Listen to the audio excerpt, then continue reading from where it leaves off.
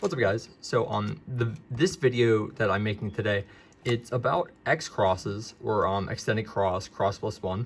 And this video isn't an original video. What it is it's a translation of another Xcross tutorial that a guy from Poland made. And the only reason I'm making this is because a long time ago, maybe a year or two ago, I saw an interview from Tymon, and he said that he's really good at doing Xcrosses because he actually learned to do Xcrosses before F2L, and he learned from this Polish Xcross tutorial. And I was like, what? So I went and I used a VPN to search like the Polish side of YouTube, and I found this video. However, it is in, I'm not sure if the Polish language has like a certain language. However, he's speaking a different language. So if you watch this video, you have to follow along with like cubing knowledge because you can't understand what he's saying. So I thought it would be really helpful if I kind of recreated his video with the same scrambles, the same kind of ideas, and kind of just hopefully explaining what he was talking about, because I've been doing this for a while now and I kind of understand a lot more of the ideas that he's explaining in the videos. So hopefully this can be helpful. Hopefully you can understand. I'm gonna leave the original video and everything into the description so you can watch that, and hopefully this can be helpful. So we'll get into the first scramble, or I think I'm gonna go a little into Xcrosses and then we'll start on the actual scrambles. All right, so this is the beginning of the video where I'm just going to be talking a little bit about what an Xcross is, if you weren't really sure. So this is going to be for CFOP solves mainly, but you can do it with like ZZ too, because they're working with a cross, except ZZ does EO cross, which is a lot more difficult. But all an Xcross is you see that we have a cross here, but whenever we finish the cross, we solved an F2L pair at the same time. So like if you look, we have this corner solved and this edge solved, so when we solve the cross, we solve a pair at the same time. Now, a lot of people, when you're beginning, you know, you get accidental X-crosses all the time. However, at a higher level of solving, X-crosses are really just a really efficient cross plus one. And as you see, really in the first example of this video, he doesn't do an X-cross like what I just showed where it's like keyhole X-cross. He actually just sets up a free pair and then inserts it. So you can do things like that, but it's really just a really efficient cross plus one. And not only can you have just a single X-cross, but you can have a double X-cross like we have here, or you can have them in the diagonal slots, or you can have triple X-crosses, or my favorite solve of all time was a quadruple X-cross, which I was like, oh my god. But that's kind of the whole idea behind it. And a lot of people, obviously, if you look at any top solvers as well, I'll probably a majority of their solves have X-crosses in them because, like I said, it's not so much they're really good at block building, they're just really good at cross plus one. And when you can, like, okay, for example, like this pair, right? So I know that I can solve it like that. So imagine me just setting up that pair and inserting it instead of setting it up to a free pair. Like, that's an example of how that's just cross plus one instead of building X-crosses. Does that make sense? So your goal should be more of incorporating X-crosses into your cross plus one, but you can just force X-crosses every time, which is actually how I got better at X-crosses. But hopefully that's a little bit too much rambling, but that's the gist of what X-crosses are, and hopefully that makes sense. Now we're on to the first scramble.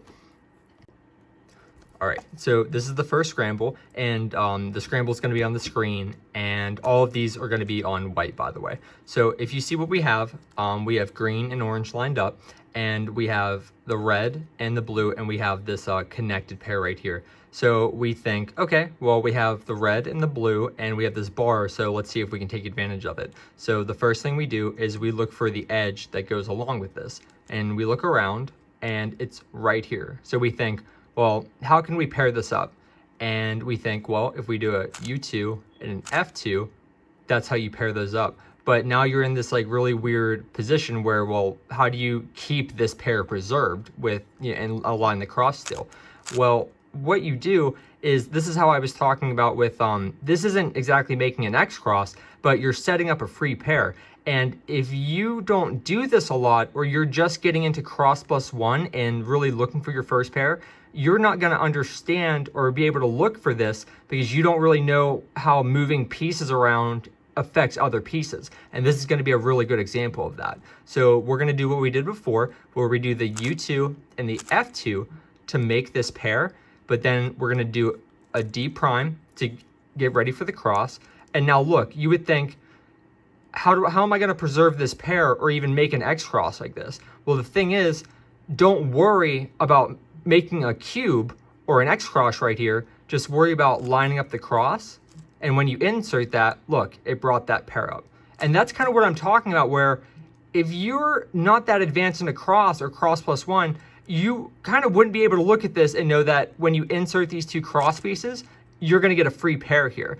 Now, in the video, I believe he does a wide U prime and then he inserts. However, I would not do that because I would just do a D and then I would rotate and insert into the back. But that's a very good example of how this just sets up to a cross plus one that you can kind of just call an Xcross. But that's the whole idea behind the first one. And like I said, that gives a good example of you need to do these Xcrosses, but you need to be mindful of how other pieces are shifted around, affected just by different moves. And let me see. I have the same exact scramble, and I'm gonna see if I can do something else. So I'm just gonna see if I can build an Xcross another way. So if I were to do, so here's the edge. I'm gonna do like a really long Xcross just to do, I'm gonna do like a keyhole Xcross just to try and see if I can force it. So I'm gonna do an F2 first, and then a D prime, and then this is a way that I learned to kind of set these pieces in. If you do an L prime to keep this corner pair and then insert this, and then do an L2. See how that kept that corner? Because if you didn't move this out of the way, when you inserted this first, that would have kicked that corner up. So you do an L2 to move it out of this layer, and you put that in, and that's how you preserve that corner down there. And now you would insert that edge. And now you have a keyhole Xcross. That's a lot to take in, but think of it more of, that's the idea of you're preserving pairs, you're lining them up to make this corner, and then you're inserting the edge that goes along with it. And then you line it up and you have an Xcross. But you see how the way that he did it, where he just created a free pair and then just inserted it, is so much faster than the way that I did it, which actually took a lot more brain power too. So that's the first example, and we're gonna move on.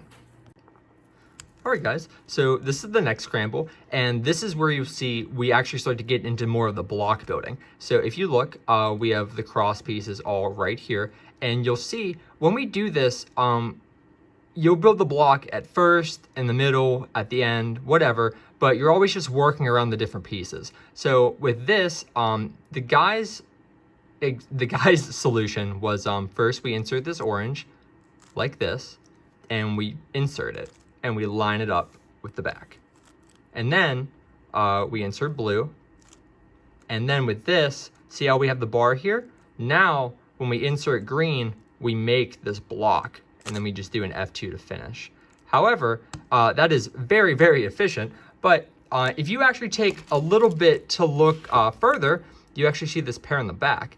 And you can do an even longer, horrible solution where you can force a double Xcross using some of the methods we just learned. He didn't do the solution, but I just kind of forced this a little bit. But if you put, the blue is here, if you do U, and then L prime, and then B, and then you set this up to put the block with the blue, now it brings this pair up that was back here. And we do an L2, and we make this block. And now, see how we did this? We shouldn't have moved this here the whole way, because now that messes up the block. We should have left it up here so we can insert the green and the red. But you see how we built this block and we still had things to do over here, so we had to work on those without moving this L layer at all. But also, like if I had to, I was fine to do R and F, but if I had to do U at all, I would have to be mindful to either kick the block out of the U layer, or I would have to be mindful not to break up this pair and put it back. Does that make sense? And that's the whole idea behind that. On to the next one. All right, guys, so for the next part between the next scramble, he starts talking about different kinds of block building using setup moves, where instead of building this big block like this using a free pair that you have like this, where you would insert like that. He starts talking about different kinds of block building, like where you would have this kind of bar pairing up with this edge, where you would have to pair it up like that.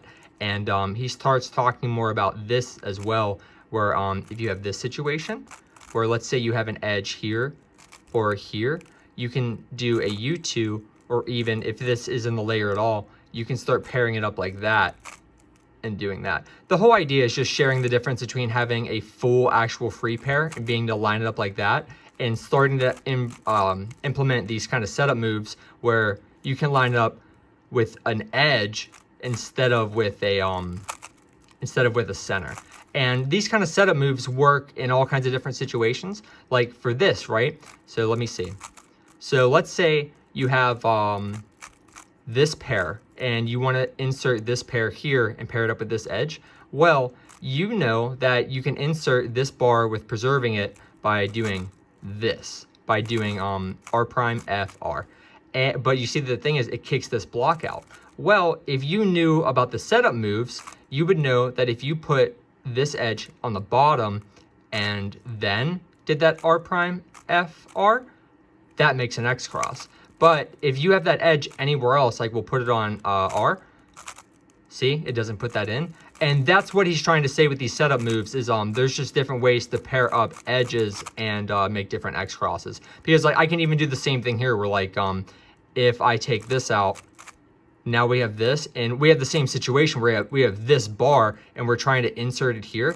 We just insert it with an L2, U2, L2, and that's how we make it. But that's kind of the gist of like, he talks about, like I said, he talks about this type of block building, and then he does a scramble, and then he talks about this type of block building, where you have an edge here and the pair here, and you can insert it like that. So that's kind of the gist of that. So I'm gonna do another scramble, but he, like I said, he talks about this block building after the next scramble I do. So if you look at that and think that I missed something, that's what that is. All right, guys, so for this scramble, we're gonna be doing more block building, but instead of making a free pair that we turn into a block, like with an F2L edge and its corner, we're gonna be using a cross edge and its associated corner. So if we look around the cube, we see the cross edges are here, here, here, and here, and it's a super easy cross. And you'll notice that when we insert orange across from red, we actually make this pair right here. And that just so happens to set it up across from that, like the setup move we just talked about. And you'll see it's not the same because this doesn't make the exact situation, but because it's a normal cross, you just do a D and then you insert it. However, this kind of shows that you can make different pairs out of anything, not just free F2L pairs that you would insert how we did before, where you just make that big block and then you insert it, doing whatever. I think this is why it's super helpful to be color neutral, because I found that after I switched, it was a lot more natural to make these kind of pairs and kind of force them into X crosses, because I could take more advantage of, well, think about it this way. This is a white layer, blue and white edge and blue, white, and red corner. That has to go to the bottom layer. It has to work with this and fit into this block, right? However, if you're color neutral, this is a red free pair that you could line up and pair with, let me see. Look, that's literally a blue block right there. And that's kind of why it's helpful to be color neutral, or that's what I get out of it. But you can see, back to the actual topic, you can see just by doing the cross, we make this block and then we make an X cross.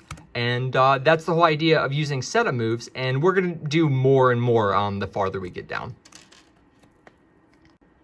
Okay, so here's the next scramble. But before we get into it, I just wanna say that this is the type of insert that he's going for, where you do this R2 setup. See, we have the block here, and this is the edge it's going for, and we have to pair it up like that and then insert. So when you look at the scramble, that's exactly what he's going for, where here's a cross edge, here's all the other cross pieces, and here's the block, and you'll see here is what he wants to take advantage of, is this edge. So his solution is, let me see what it was. I think it was this.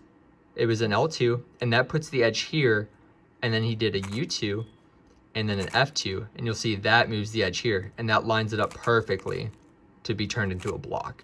And that even gives you this edge. However, that was his solution, and I am gonna just show another solution that I came up with, just to kind of show that like you can do Xcrosses in other ways that are basically the same thing. So if you see, so the idea of this Xcross, right? You need this pair to be in the bottom layer, and you need this to do an L2, right? So you can basically isolate this whole layer as long as you do an L2 at some point, right? So what I did to basically do like a dummy Xcross is just isolate this stuff and insert all of these with U, R2, and D moves by doing this. And that sets up everything. And I didn't break any of this up, right? And all I have to do now is do an L2. So like, and then I do a D prime to finish. So like that gives me the same kind of Xcross that he did.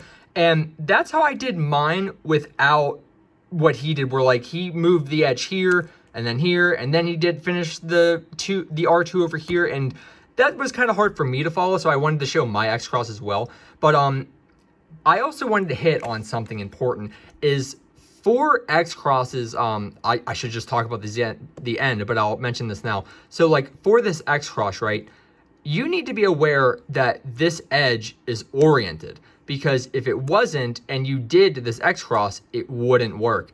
Let me see if I can just, here, well, I'll literally just show it. So I'll do that. I'll do that. Okay. So we have to pair up this block with this. So look, that doesn't work now. Imagine I didn't just flip that. But you see, if you would have done that and that would have been flipped and you wouldn't be able to do this.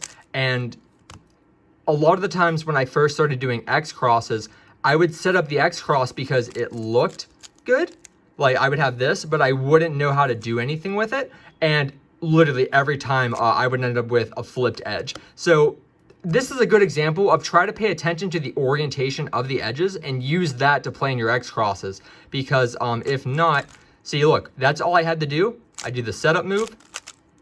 There's an Xcross. All I had to do was flip the edge. But in my inspection, I would be able to tell that that edge needs flipped, and then I can incorporate that into the Xcross. Sorry for the little rant about EO, but that's kind of necessary. I might go into it more if I do anything at the end, but that's kind of the idea. Okay, so for the next like small tutorial part, he starts talking about Keyhole, which is really cool because I think Keyhole is like one of the most useful things, not just for Xcrosses or cross, but for F2O as well. All Keyhole is mainly one of the first things I talked about, where you have this block here and you have an edge here, but literally imagine you don't have the edge here and you just have to put the edge in first. Or imagine you don't have the corner in, but you have this edge, and when you put it up, that isn't there. So imagine you just put the corner in before you finish cross, and that is a Keyhole Xcross. And you can do the same thing where, like in his video, he shows that instead of inserting the corner, he just does an L2. So like you have the same thing where like you have this edge in. It's a Keyhole Xcross if you have to do an L2 to insert that pair and do that. That's the whole idea behind Keyhole. Okay, so this is the next scramble, and it's very much just a Keyhole Xcross. So it's on white, and we'll see it's literally a finished cross except for red, and it's literally the bar we need that'll be inserted, and there we go. And let's see, look, the edge is already in there. So we pair that up, and we do a D prime, and that's it. However, I'll pair this, I'll say this, in his solution, he saw that, he didn't see it, he noticed that this is a free pair, so he was like, do a U first and then do it and you'll have a free pair. However, the free pair that I saw was not this one up top, but I saw this pair because I was like, well, if you look around the cube, you see this as well. And I was like, well, can I put this corner in here and this edge here to make like a double Xcross? But it's more if you can do this Xcross from the back and do this before you do the Xcross, you can have a Xcross in the back right and then a free pair for the front right. And then let me see, and if I can do this through the camera, and there we go. Oh, look at that. But yeah, so that's like the whole idea behind the Keyhole Scramble. All right, guys, so that's the end of his video. I have no idea what he says at the end, and I'm pretty sure he just wraps it up with, a like and subscribe, things like that. I just have a few things that I want to go over at the end on my thoughts about Xcrosses, color neutrality. That's really just it. So I literally watched this video when I was about sub 14, and watching this video, I was like, I need to do Xcrosses. So I looked up this tutorial and I was like, oh my God, if I want to do all this stuff, I need to be color neutral. So I switched. It took me about a month and a half to like get the hang of it. And it took me about 3 months to get back to good times. And now I'm in this weird mode where like, I generally do white unless I see like a really good cross, but like I basically have a really good cross every time. And I wanted to talk about that because like this, for example, right? You get this as a scramble. You get this block, okay? However, if you're not color neutral, you're doing white. And if you look at white, white has bad EO and one good edge, all right? But if you look at red now, red also has a bad edge and it kind of sucks. However, if you look for green, let me see. Green is a one move insert followed by this pair, and it's literally that, and oh my God, it gave me an Xcross. Those are the type of opportunities you get by being color neutral, along with like all the general statistics about like, it's not so much what people say about like, oh, your cross on average is one move less. It's more that you have like a 50% chance, you have a very good percentage chance of getting an easy cross like every time. One that's like 2 or 3 gen, one that's like what I just did where like it flows really well because EO is set up really nice, and there's just so much that comes with being color neutral, and it's really, really nice. The other thing I wanted to hit on besides color neutrality is where's the pseudo slotting? Where's the pseudo Xcrosses? Where's that? Where's that in this tutorial? I didn't hit on that because I wanted this to be like a very beginner friendly video of just like, this is how to do Xcrosses. This is a general idea of how to set them up and do them, and just try it. And like I said, like how I learned to do Xcrosses was I watched this video, and on like every slow solve, I forced an Xcross no matter what, whether it was a keyhole, I made a pair and then inserted it, blah, blah, blah. Like I basically did nonstop block building. However, when it comes to pseudo slots, right? So like this is the case here. I'm actually going to do this. All right. So this isn't an Xcross, but for example, let's say you're trying to build this pseudo Xcross because you have this corner and this edge in, and you're like, okay, I want to build a double Xcross here. If you're doing this and you have this case, you go, oh my God, that's super easy. However, if you get this in inspection, it's really difficult because I mentioned it earlier, you need to know EO super, super well. And you either learn EO by doing something like ZZ, and you learn EO through doing EO, or you learn really good F2L cases and you learn your F2L really well, because when you learn F2L super well, like including back slots, you basically are trained to learn EO because like, I know that this is a good edge because just by knowing the case, I know that this can be inserted like that, or not like that, but like this. However, a lot of people, if you gave them that, like they might be able to see like, oh, well, this goes in here, that'll be easy. However, if I were to give you this case, it's the same exact case, but this is the F2L pair. How would you solve this? And if you came up with this in a solve with just a normal F2L pair, and you have some really, if you're using like intuitive F2L and you kind of don't know a good solution for this and you're still trying to figure it out and things like that, you're not going to be able to do pseudo slotting or pseudo F2L pairs because like you don't know that the solution for this. And I can identify this super quickly because I identify it using EO and the corner of where the white is. So I know that, LOL, and I didn't even do it correctly. Let me see. There we go. But like, I can only do that because I can identify the pairs by EO. And without doing that, I can't do pseudo slotting. And that's why I really wouldn't advise you do pseudo slotting until you get everything else down. And that goes for like pseudo Xcrosses as well, because like, good luck trying to do pseudo Xcrosses, like honestly. So, no, not just saying because like I am bad, because Okay, last note, and then the video's done. I want to apologize if there were better solutions in here, or if I said something wrong, or anything. I am translating this guy's other language, and I'm trying to understand what he is saying. So I hope you got something from this video. I hope you can learn a little bit from it, and I hope I didn't do too terribly, and I hope you understood it. So that's all. Go, like I said, my advice to you is go and force Xcrosses until you get used to the color patterns, and then just do easy Xcrosses that you find in solves, because over a long period of time, you'll just be able to kind of see how the pieces move, and you'll be able to figure it out. Like I don't do Xcrosses every time, but I do an Xcross maybe like, I don't know, 1 out of 6 solves, 1 out of 5 or 6 solves. So I don't know, give it a shot. I really hope this video helps people, because like I said, like I found it in Polish and it really helped me. So I hope this helps people. So that's all. Have a good one. Bye. Hey guys, so this is a little extra ending for the video where I'm going to talk a little more about pseudo slotting. I'm going to redo that case that I messed up on, not just to show that I can actually do it, but just to show a little more about how pseudo slotting is slightly more advanced than what you actually think, because of the steps that I think are necessary to go into it. So just to show off that case, right? This was the case that I set up, and this is the case as a pseudo pair. And if you look, they're literally the same case, because you would identify it as a bad edge and the yellow sticker facing here, right? So how you solve this is it's F, then I think it's an inverse sexy and an F prime, and that sets it up to a 3-move insert.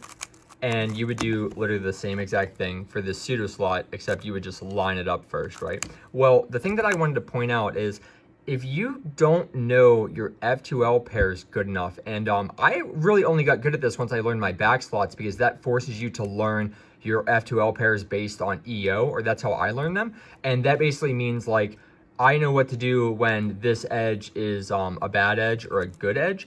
And just imagine like, so right now this is a bad edge. So like you would have to do an F move to insert it. However, if you do a rotation, this now has a totally different solution, because you no longer have to do an F move or something. So like for this, right? So for this, if I were to rotate, now the alg for it would just be insert, U2, and that. See, it's a totally different alg, right?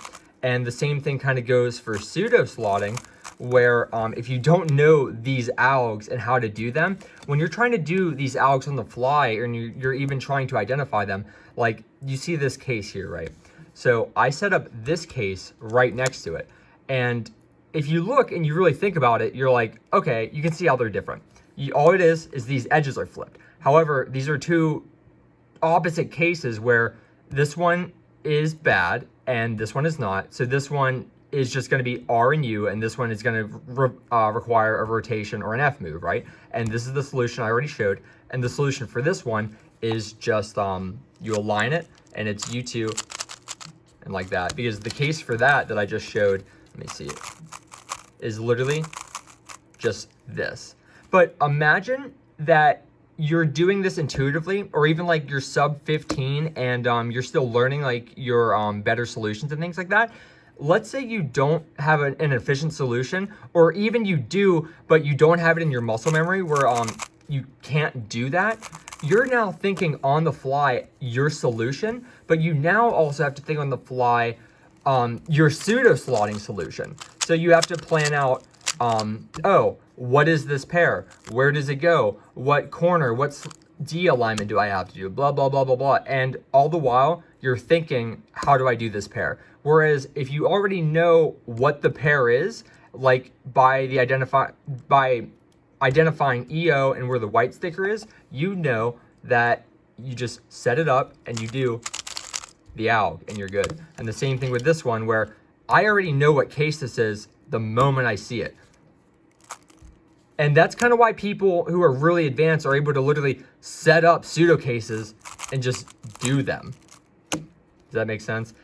Sorry, this is a little longer than I planned it to be, but that's kind of my whole rant on pseudo slotting. And it's obviously you should try pseudo slotting, you should try advanced things, but I think that you should understand what goes into those advanced steps, so you can have good fundamentals. So when you actually push into those advanced steps, you can actually have a much easier time, and you're actually going to be much better at them over the future. So just something to think about. Good luck. Bye. Alright guys, so extra ending of the video, I guess. I figured since I was making an Xcross video, I might as well throw in some solves where I actually used some Xcrosses. Both the solves I'm going to show were really lucky, so the Xcrosses they use are really basic. This one is a sub 10 I got with my Goofy Z-Perm, and this is a really nice sub 10 I got where a lot of my cubing knowledge came together to like force luck into a solve. This is the first one I'm going to talk about. So first of all, it's on green, which I just switched to color neutrality, so having a nice solve on green made me really happy. But what we're going to look at, the cross edges are here, here, here, and here, and the type of Xcross we're going to be using is block building and isolation. So the F2L pair is right here, and if you look, it's only a U away, which makes it super easy. So how I built my Xcross was thinking, okay, I'm going to do a U, and all I have to do is restrict the rest of my cross to make it whatever gen I need to not affect this block. So like after I make the block, I like can't really do an L move, I can't really do a B move, and I can't really do a U move without disturbing the block. And if I do a U move, like I talked about earlier, if I do a U move, I have to remember what I do to repair the block, right? So I make the block, and then I think, what do I have to do? So I restricted the rest of my cross to just R, F, and D moves, and you'll see that's exactly what I did. Before we actually go into the solve, I just want to point out that because of how easy this cross was, I was able to look a little further. So all I noticed was that because this edge is going in like that, this edge right here is going to move up to here, and the corner for this edge is right here. So this edge is going to move all around here, and so I wasn't able to track it initially, but through cross, I was able to like look at it. So the actual cross, remember, I did a U to make the block, and I did a D to set up to start making the cross. So this is isolated over here. The rest of my cross is gonna happen over here. So I did an R prime to set this up, and a D, and I did an F prime to insert red. And see, that's our cross. And then I just did an L prime to insert the X cross. And that's all we did. Oh, also, this edge ended up here, and that corner is right here, and it's exactly the same, but it moved all the way around here. So I saw that's just a 3-move insert. While doing that, I saw these two, so I was able to go right into those. But this is where the cool stuff happens, because while I was inserting those, I saw this edge, right? So I inserted that, and I know this edge has to come back here so I can sledge it in. And while I was getting ready to sledge this in, I saw this EO up here. And I was like, okay, I'm gonna have to do a double sledge to get all my edges oriented. So I sledge and I sledge. So then I get this CLL case. So I do a U to recognize it. And I'm like, okay, I gotta do a U2. So I do a U2, do the ALG, and I get an EPLL skip with no AUF. This solve was a 9.25 with 37 moves, and it was exactly 4 TPS, which I just LOL'd at all day. But I was super proud of the solve, just that I was able to execute all that not even fancy stuff, just all the actual things that I knew. I was super excited about it. But cool solve. The next one, the Z-Perm solve, it uses the type of Xcross where we use setup moves. So it's on white, and you'll notice the cross edges are here, here, here, and then here, this green, but it has this block. And the edge for this is right here, already ready to be set up like that. So all I did was, I didn't want to affect this, so I can't just insert blue because it breaks that up. So I built the block first, and I isolated this over here, so now I can insert blue. Now, I could just, there's a bunch of ways you can do this, right? But like, if you just kind of did one of these, if you just did that and did that, see how you would mess up that block? So all I did was I did an R2, and then I did a U prime and a B2 to insert that. There's a bunch of different ways you can do that to insert it more efficiently with like just R and D moves, but I just didn't do that. I did unfortunately put it into the front right, which is the worst thing you can do. And then I saw this pair, which went into the front left, which is even a worse thing you can do. I saw this pair. I didn't know how to solve it into the back slots yet, so I broke it up, did a rotation, inserted it into the back. Then I saw this pair, which is just that. And then I got through rough, and I noticed this CP, and I was like, okay, I'm gonna get an EPLO.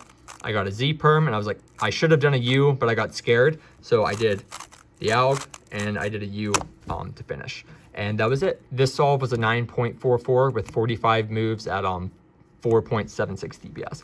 But I hope these solves kind of show off, it's kind of just my block building and my Xcrosses. I literally only go for really basic things when I'm doing my solves. I talked about it. I kind of only do 1 out of 5 solves with an Xcross, and that's because I think when I'm doing actual solves, the type of moves and finger tricks that you have to do to actually do Xcrosses, it's just really difficult for me to do fluidly and actually complete it. So like, you'll see the type of, if I ever post solves, the type of Xcrosses I do are very basic and minimal, and those are just the most fluid and capable that I'm able to do comfortably. I always think you should push yourself, but you know, do what you can do in your limits and then improve. You know what I mean? But I hope you got something out of these solves. I don't know. Have a nice rest of your day. That's it.